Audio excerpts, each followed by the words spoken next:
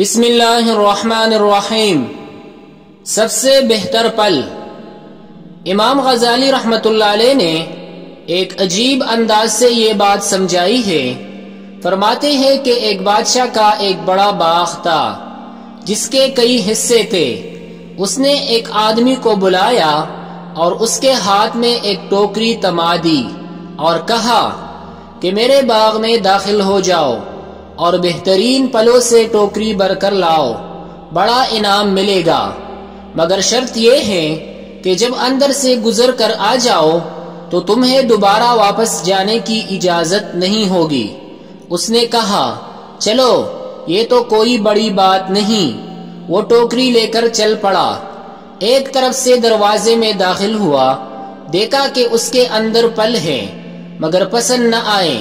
اگلے درجہ میں داخل ہوا، یہاں پل پہلے سے بہتر تھے، پھر اگلے درجے میں بہت بہتر تھے اور اس کے اگلے والے درجے میں بہت ہی بہترین تھے۔ یہاں دل میں خیال آیا کہ اب تو میں کچھ پل توڑ لوں، پھر سوچنے لگا آگے سب سے بہتر پل توڑوں گا۔ جب اگلے اور آخری درجے میں داخل ہوا تو کیا دیکھتا ہے کہ وہاں پر تو کسی بھی درخت پر پل نہیں ہے۔ افسوس کرنے لگا کہ کاش میں نے پہلے درجے سے پل توڑے ہوتے تو آج میری ٹوکری خالی نہ ہوتی۔ اب میں بادشاہ کو کیا منہ دکھاؤں گا؟ امام غزالی رحمت اللہ علیہ فرماتے ہیں، اے دوست، بادشاہ اللہ رب العزت کی مثال کی مانند ہے اور انسان جو باغ میں جا رہا ہے وہ تیری مثال ہے، اور ٹوکری سے مراد تیرا اعمال نامہ ہے۔